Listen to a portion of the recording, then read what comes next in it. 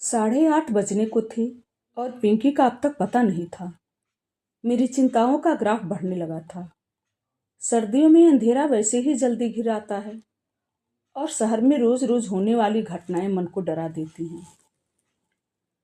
बच्चों को हमारी परेशानियों का कोई एहसास नहीं होता, बल्कि मैं फ़ोन भी करती हूँ तो वह नाराज़ हो जाती है। कहती है और किसी के घर से फ़ोन नहीं आता, बस मेरा ही घनघनाता रहता है। इतना एम्बेरसिंग लगता है। अब भला इसमें एम्बेरसिंग होने जैसी क्या है? तुम्हारे दोस्तों के घर वाले लापरवाह हैं तो मैं क्या करूं? मैं तो उतनी बेफिक्र नहीं हो सकती ना। एक घर में होते हैं तो हर 5 मिनट पर मुझे कूल डाउन की सलाह देते हैं, पर आज ये भी टूर पर हैं। सारा टेंशन अकेले ही झेलना है। जब घर में बैठना असंभव हो गया तो मैं साल ओढ़कर गेट पर आकर खड़ी हो गई। बिटिया की राह देखी जा रही है। अंधेरे में एक प्रश्न उछला। मैं बुरी तरह चौंक गई। देखा बगल वाली अम्मा जी साल लपेटे कुर्सी पर विराजमान हैं। मैं मुड़कर उनके मुखातिब हो गई। कंपाउंड वाल पर टिकते हुए कहा, और ये देखिए ना, अंधेरा कैसा हो रहा है। इतनी रात अकेले आती है तो चिंता होने लगती है। वह अकेले नहीं आती, एक लड़का घर तक छोड़ने आता है। मैं चकित होकर उन्हें देखती रह गई। पिंकी ने उनका नाम चुंगी नाका रखा है, वह गलत नहीं है। अपने बरामदे में बैठकर वह पूरे मोहल्ले की खोजखबर रखती हैं। थोड़ा बुरा भी लगा। जरा से तुलसी के साथ पूछा, आप अब तक यहाँ ठंड में क्यों बैठी हुई हैं?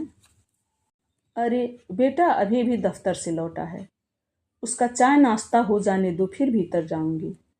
मतलब? अरे मुझे देखेगा तो बिठा लेगा, मेरे हाल चाल पूछेगा, दफ्तर की बातें बताएगा। बहू को यह सब अच्छा नहीं लगता। कहती है शादी क्यों की, जिंदगी भर अम्मा के पल्लू में बंधे रहते। कहते हुए उन्होंने साल और कसकर लपेट ली। मैं चुप हो गई। हर घर की अपनी समस्या होती है, उससे खुद ही निपटना पड़ता है। बाहर वाला कुछ भी नहीं कर सकता। इस समय तो मैं अपने ही चिंता से ग्रस्त थी, दूसरों की मदद क्या करती। मुझे ज़्यादा प्रतीक्षा नहीं करनी पड़ी। कुछ ही देर में मेरी समस्या यानी पिंकी रानी पधार गई।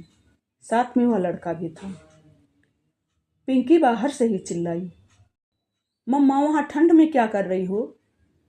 अब उस लड़के ने मुझे देखा। नमस्ते आंटी। नमस्ते बेटा, आओ भीतर आओ, गर्मा गर्म काफ़ी पिलाती हूँ। स्कूटर बाहर खड़ा करके वह निसंकोच भीतर चला आया। रोज तो बाहर से ही चले जाते हो, आज पकड़ाई में आए हो। प्रियंका ने कभी बुलाया ही नहीं, मैं तो रोज आ जाऊंगा। मैंने फटाफट काफ़ी बनाई, सूखे नाश्ते के साथ शुरू की और काफ़ी पीते हुए उससे ढेर सारी बातें पूछ डाली। जब वह चला गया तो मैंने जैसे अपने आप से कहा, लड़का अच्छा है ना?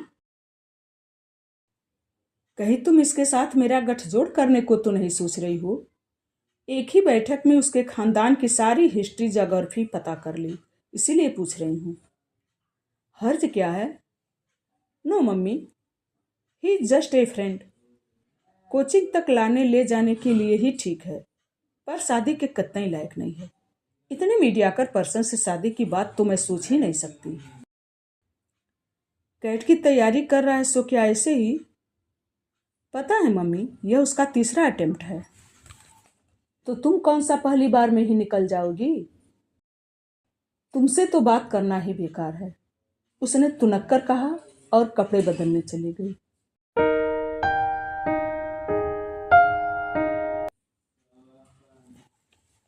कैलकुलेशन कहानी का बाकी का हिस्सा अगले वीडियो में।